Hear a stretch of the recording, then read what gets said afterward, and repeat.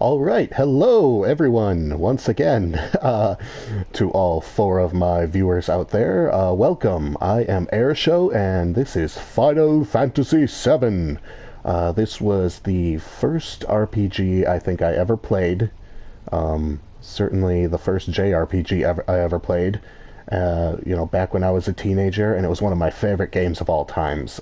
In high school, I played through this game start to finish like 4 times, which probably explains a lot about my dating life, but you know what, we're not going to dwell on that. We're going to go into a new game here, and I'm playing the PlayStation 4 version, obviously, and I don't think I'm going to need anything like no encounter or anything to make the game easier for me. I'm pretty experienced with it, but we'll see how things go. I am bad at video games, after all.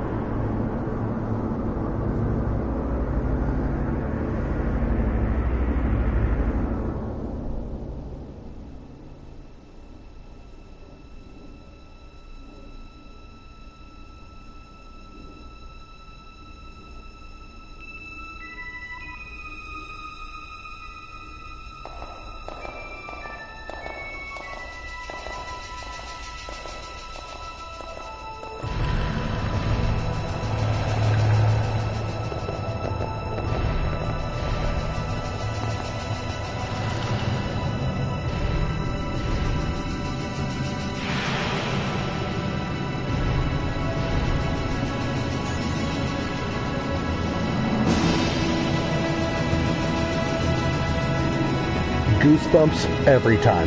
Just always gets me. And when this game came out in 1997, 20 years ago, it really blew my mind. You know, I had never seen anything with this kind of splendor in a video game before. And then we zoom into goofy little Popeye people. So, off to a strong start.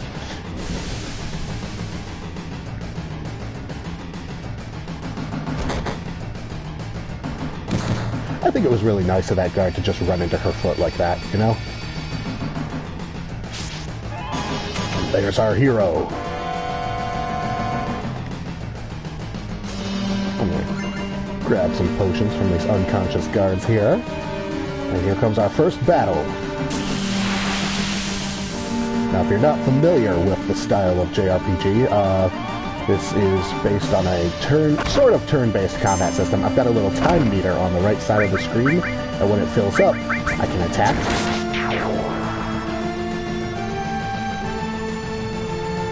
And enemies are basically on an invisible version of the same thing, and I can also cast spells like Ice or Bolt. We'll do some ice on this guy. And we are victorious! And you level up after battle, all that typical stuff. And as you can see, our character here, ex-soldier, as he is currently called, has started at level 6, going on to level 7, which means that the game has not started at the beginning for him. You know, his journey didn't start here, which is going to be important later. We get a little money, all that standard stuff. Let's get another potion over here, though. There we go. Thank you, unconscious guard. Moving along, we're gonna meet with our team here.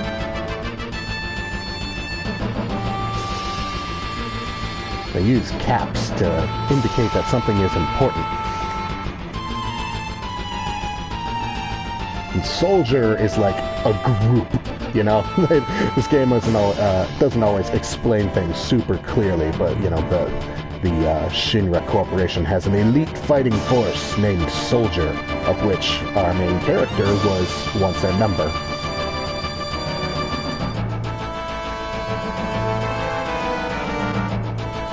And like many games of this era, we get to put in a name. And we're not going to go with the defaults here. Our hero, he's a pretty good guy deep down, really. Kind of cocky, sometimes a little messed up in the head, though. So his name, not Charles G. His name is Charlie. There we go. Charlie.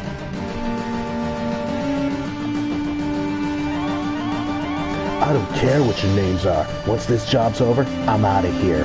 See, he's like kind of a scoundrel kind of guy, you know?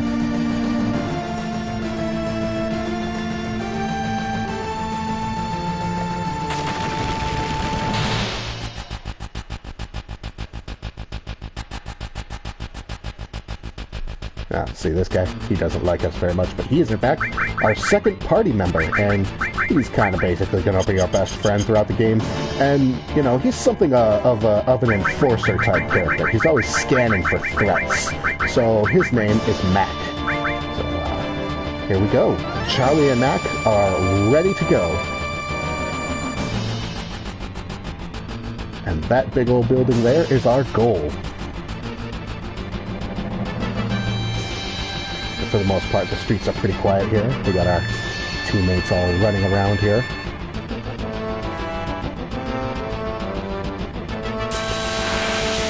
But you can get into battles out here.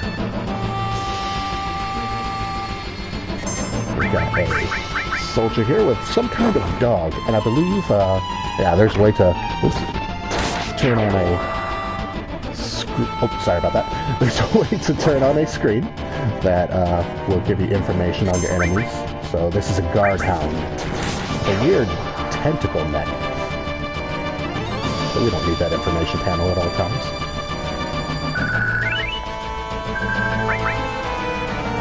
This was my first experience with turn-based combat and random encounters and all that stuff.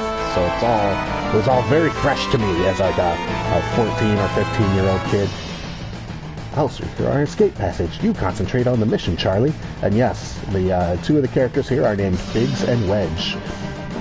They really loved inserting that Star Wars reference into Final Fantasy games back at this time.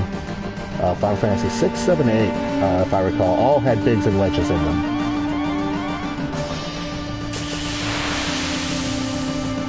Wow, 2 battles before getting into the reactor. Must be my lucky day. These chumps are no match for me. I'm an ex-soldier.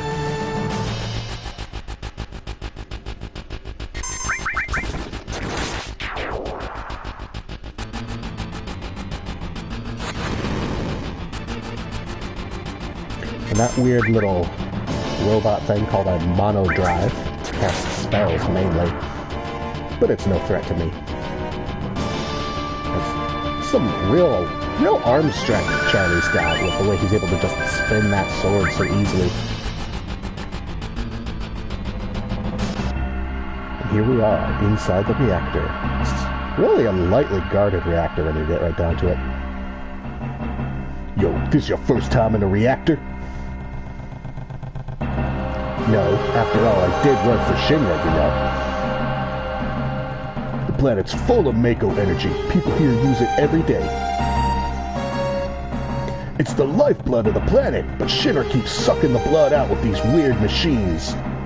I'm not here for a lecture. Let's just do it. Alright, you come with me from now on.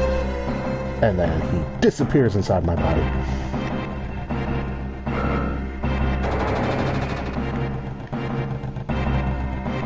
Now this is important. Jesse here opens the second door. I died the first time I ever played this game because I didn't pay attention to that fact. If we go over this way, we will find a treasure chest. The Phoenix Down, a useful item that can revive dead characters. Well, not all dead characters.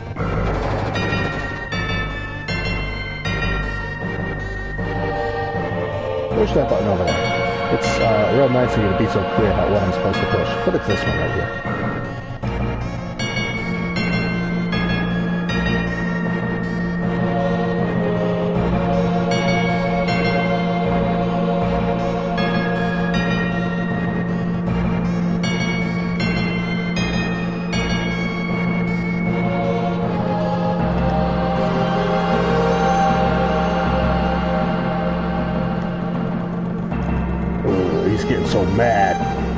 Already, Mac doesn't really much care for Charlie.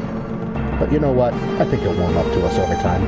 So as you can see, this avalanche group that I'm a part of, we are environmental terrorists, if you could put it that way. Our goal is to fight the Shinra Corporation, a giant mega conglomerate that is responsible for the energy needs of this gigantic city we're a part of. But the means of doing so are complicated. Now, this enemy in the back is a robot, which means it is weak to lightning. And that's a helpful thing to keep in mind when fighting certain enemies. Not these ones, though, of course. They're complete weaklings. And as you can see, Mac's got a gun for an arm that's like metal or something. This is the first time we hear the victory fanfare.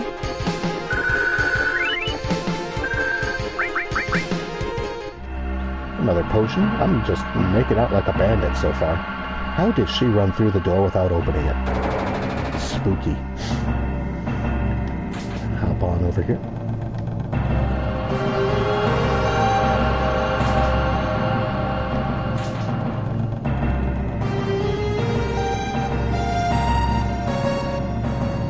And if you're ever, like, confused wandering around the map, let's see here. There should be a button somewhere on here that...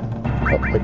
Well, let's open our menu, I guess, and take a look at details. These are our current party members. We got Charlie and Mac. Let me go into config and make sure I've got everything nice and good. Oh, I should set the active time battle thing to active, because I'm not a wuss. So, we're going to go with that. Everything else here seems good for now. And there's a lot of stuff on the menu that doesn't really matter right now. You can, you know, look at the magic that Charlie can cast, just these two. But how he gets that magic, you know, we won't explain that just yet.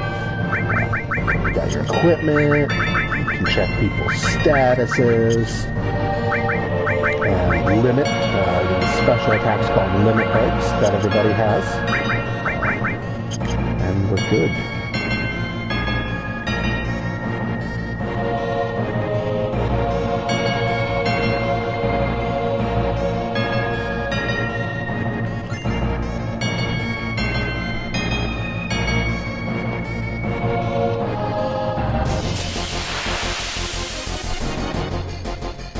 Let's make our way down to the reactor now. And look at these weird looking dudes. They attack Grunt A.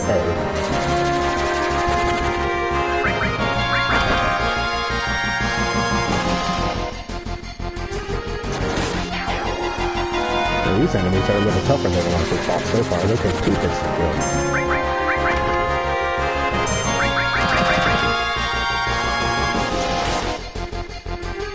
Oh, and as you can see, one of those enemies is further back. Now, if I have Mac attack him, he will do full damage, whereas Charlie, who has a melee weapon, will do less damage. About half, usually. Of course, things like magic and ranged weapons, they're not affected by whether a person's in the front or the back row. And we'll worry about that later. But actually, now that I think about it, there's no reason not to put Mac in the back row, because he does maximum damage no matter where he is. Climbing along these pipes, which, you know, this seems like bad safety regulations when you get right down to it. It seems to be the only way to get down here.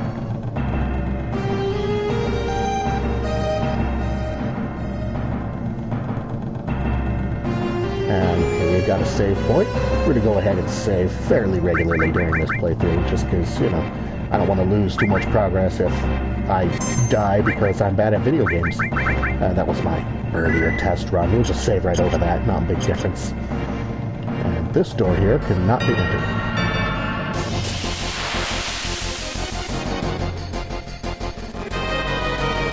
Oh, and I got struck from behind. Now this causes the enemies to be able to attack us from behind, and they usually get to strike first. It also causes us to be switched from the front row to the back row. So I'll go ahead and pop Charlie back in the front row there. Oh, and now Charlie just got his limit break. So so we're going to use Braver on this poor soul right here.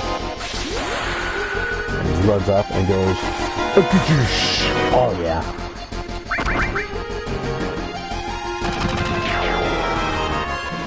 Now, limit breaks are these powerful attacks that you get when your limit bar next to your time bar there fills up. And every time your character takes damage, their limit bar will fill up a little bit, and fills up more if you take more damage. It's basically like your character is becoming angry from being attacked, and so as they become angry enough, they'll be able to unleash their more powerful skills. Here's a much bigger robot, the Sweeper. Now this, we will bust out some lightning on. Use our Bolt attack. And because I've set the time to active, when my character's menus pop up, it doesn't stop the enemy. So I have to make sure I make my decisions quickly and tactically.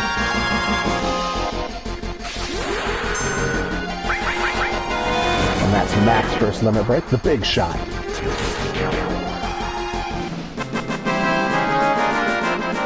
As you can see, Charlie's taking a bit of damage there, so let's pop on into our menu after this fight, because we've been getting a lot of potions. There's no reason not to top them up, because, you know, who knows? Maybe we'll be fighting our first boss soon or something.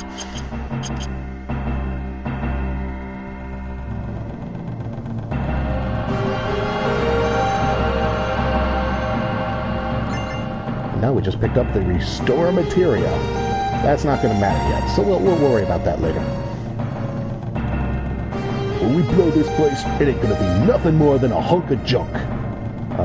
Yeah, sure. Mac, you whatever floats your boat. Charlie, you set the bomb.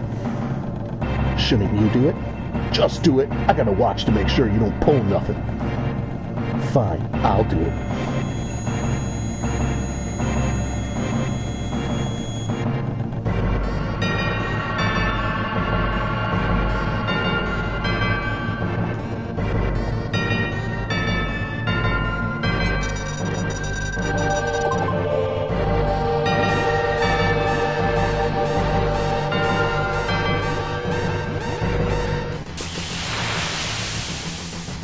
And here we are, our first boss fight. This tough customer here is called the Guard Scorpion. And being a robot, he is weak to lightning. So we're going to have Charlie blast him with magic every turn.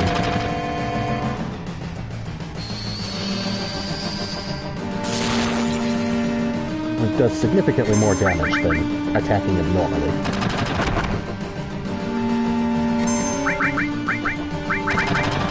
I really like the designs in this game. There's a lot of cool robots, a lot of cool monsters, and later on, some badass kaiju. And this is obviously a very simple, easy trainer boss, basically. It doesn't even attack every move. It first has to target an enemy before it attacks them, and that lets you know who he's going to strike as well. But we are going to have to watch out for one particular thing soon. Charlie's getting a little soft here, so we're going to hop another potion on him.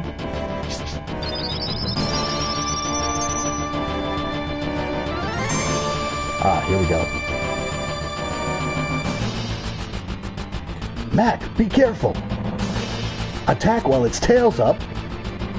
It's going to counterattack with its laser. Now, this game doesn't have the best translation in history. Not everything came across the pond completely clearly here. Now, what that was supposed to be was a warning not to attack it when its tail is raised, because it will use a very powerful laser attack that does a lot of damage to both characters. So you have to wait for it to stop being angry and put its tail down. But the way they phrase it, it makes you think you're supposed to attack him. But screw that, we're playing sensibly.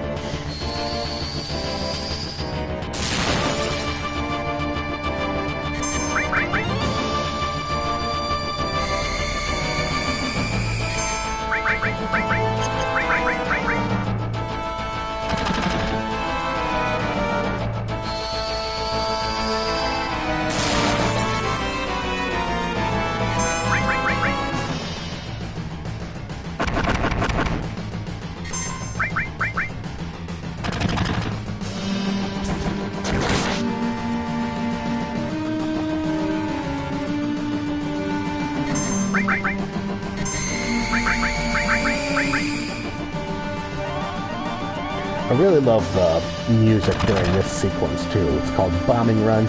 The music in this game has, to me, a very Vangelis kind of sound to it. And there we go! Boss down!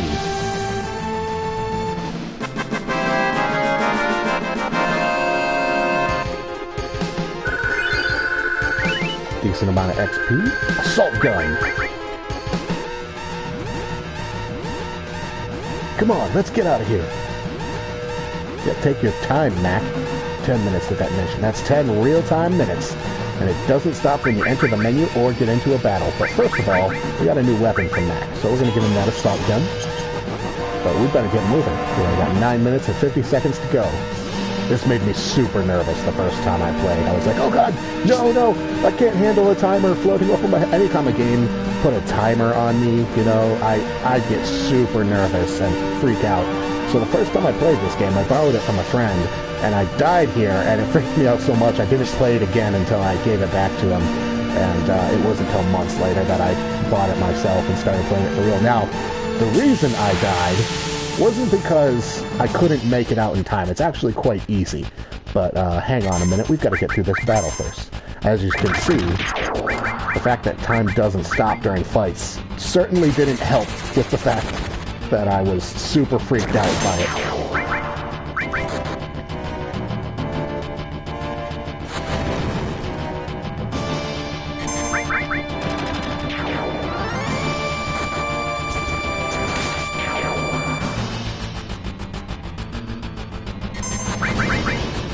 But really, every time you get into a fight, at most you're losing like a minute or so, and it doesn't take anywhere near that long to get out of the building.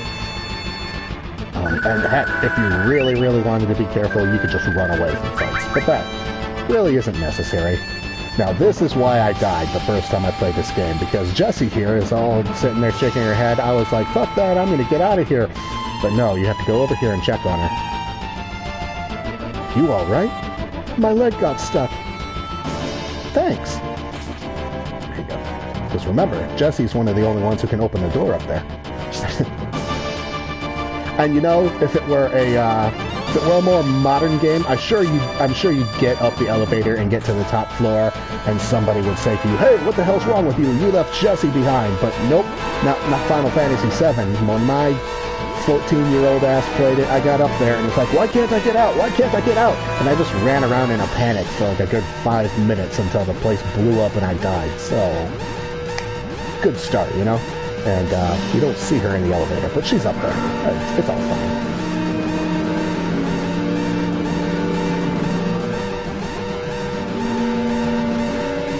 As you can see, we got plenty of time now. Jessie opens this door. Biggs opens this one. And we're out. After a fight, of course. I don't mind random combat. Some people really hate it, but you know, I find getting interrupted for fights every now and then quite enjoyable.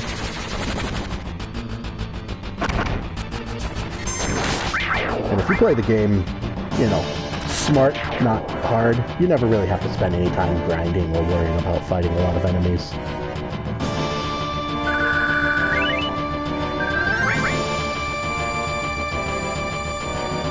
That was nice of them to wait for me until the fight was done, huh? And even though we got a good 6 minutes to spare, of course, you gotta have the explosion happen at the most dramatic time. Boosh!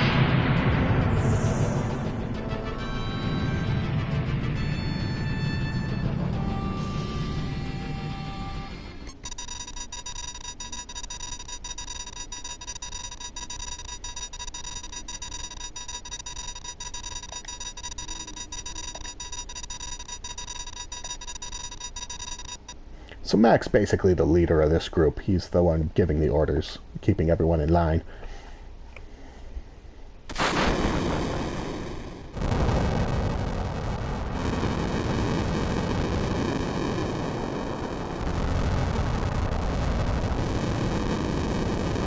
Maybe we could have left the room before blowing it up.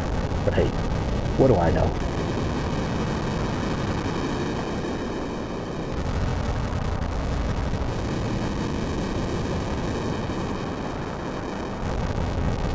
And now we have a little more control to wander around and do what we want, so. But at this section of the game, there's really only one path to follow, right?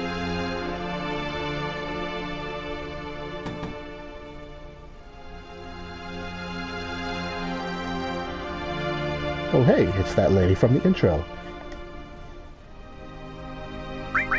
We're gonna chat her up. We're gonna say hi, how's it going? You don't see many flowers around here.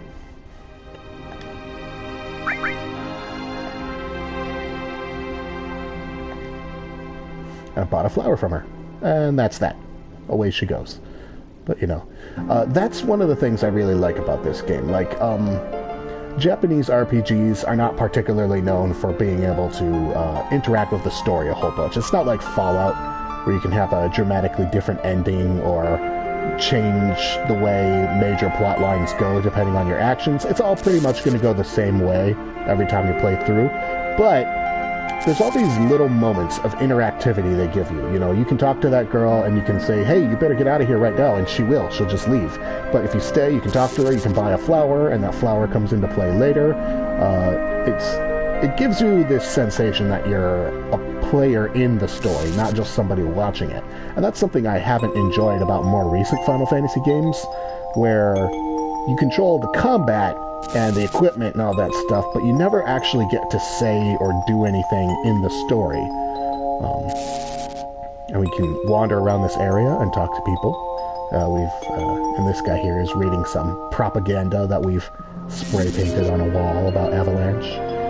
And this is the only time you get to see this screen, so enjoy it while it lasts. There's all kinds of really gorgeous backdrops in this game. They really went all out, just making it feel like this big, vibrant world. Lots of people, when they look at later games, they think of this city, Midgar, as just a big green steel place. But it's got a lot of detail to it, and it just, you know, it's a great opening setting for the game. And then here's some more interactions, so you can either choose to fight soldiers, or you can just run from them. And honestly, you know, there's no reason to fight them. I mean, I'm just trying to get back to home base. Come on. So Charlie is a big coward and runs away from everyone. And oh crap! Now I'm surrounded.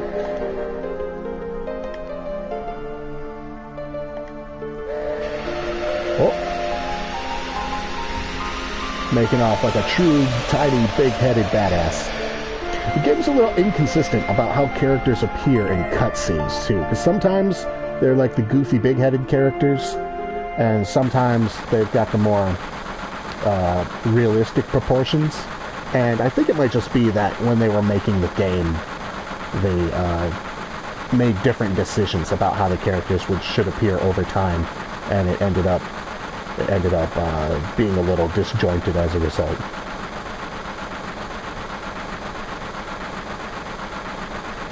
And they're like, oh, Charlie's dead, we lost him. I don't know if you can hear it, but there's thumping on the ceiling whenever they look up.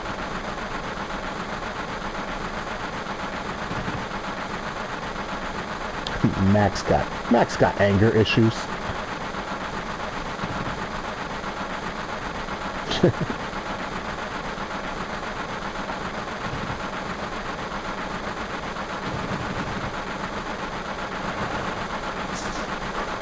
That Charlie, though, he knows how to make an entrance. Looks like I'm a little late. Cocky.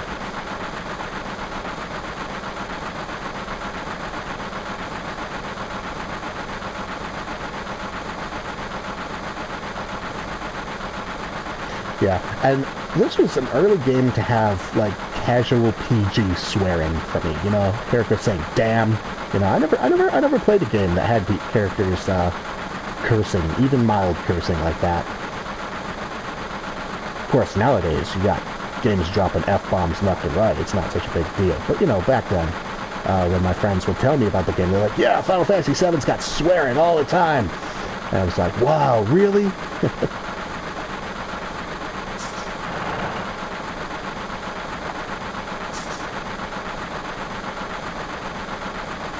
Everybody just thinks Charlie is the bomb. Especially Jesse here.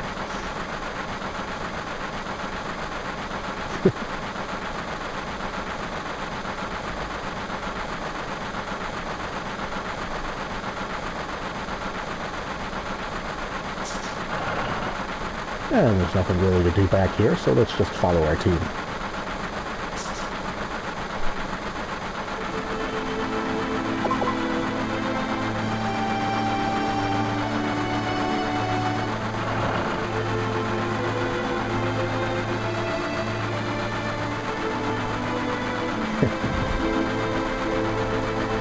Big scary black man runs into a train car, all the white people run away. It's just like the real world.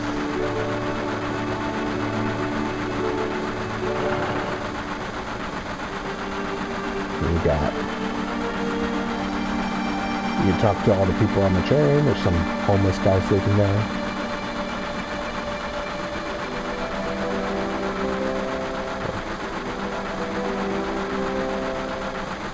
Man, news travels fast. Like, we blew up that reactor like 15 minutes ago, and they've already got the news out on it. But then this is a very advanced city.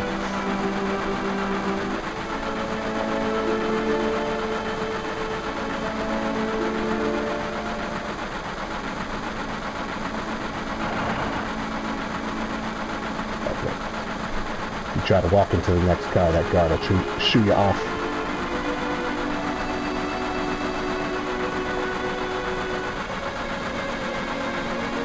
Jesse's a big nerd, but that's okay, nerds are hot.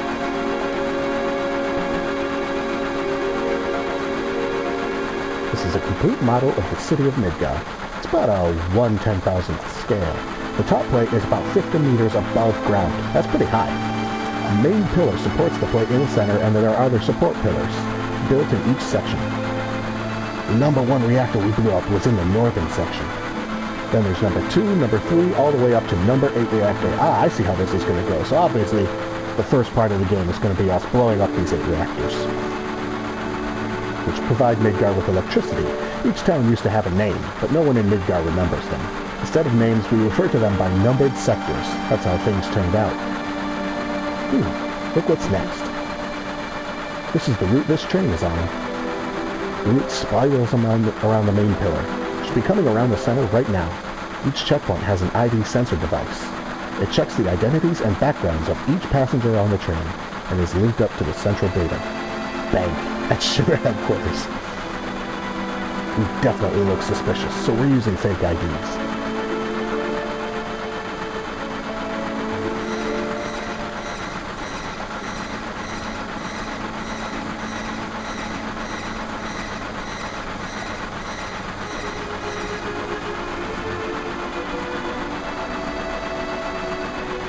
And there we go.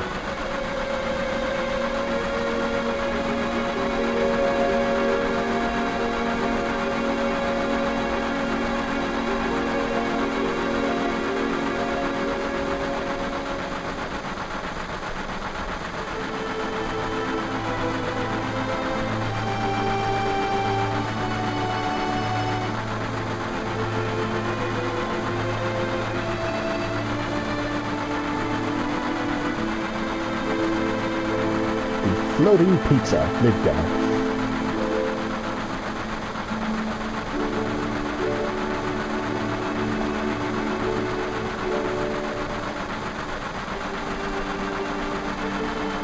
That's going to be a big factor, you know, the fact that people still love their home, even though it's kind of a big, junky, polluted death city.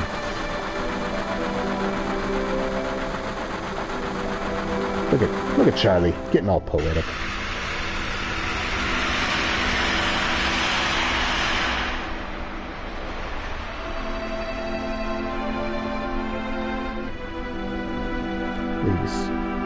Robust cutscenes really give a nice sensation of, you know, place. Makes everything feel suitably epic.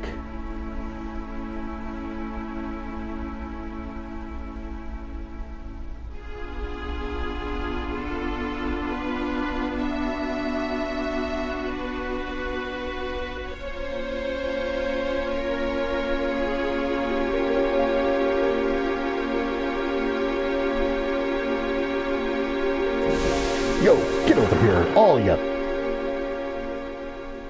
I'm gonna have to join him. This mission was a success, but don't get lazy now. The hard part's still to come. Don't y'all be scared of that explosion. Because the next one's gonna be bigger than that. Meet back at the hideout. Move out.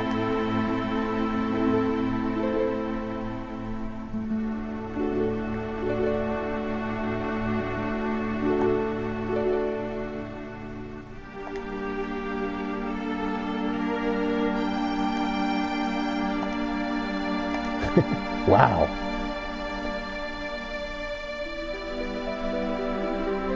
And here's another thing about this game. So you can, there's a lot of points of interaction that only occur at special times, like this man standing here. Only at this point in the game, if you stop right here, can you talk to this guy.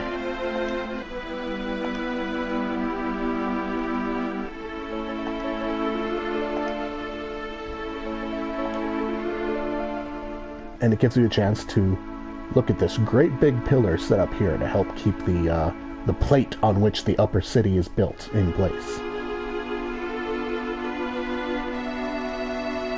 And I'm sure there's nothing important about this. I'm sure there's no reason to think that this will ever be an important thing to know about.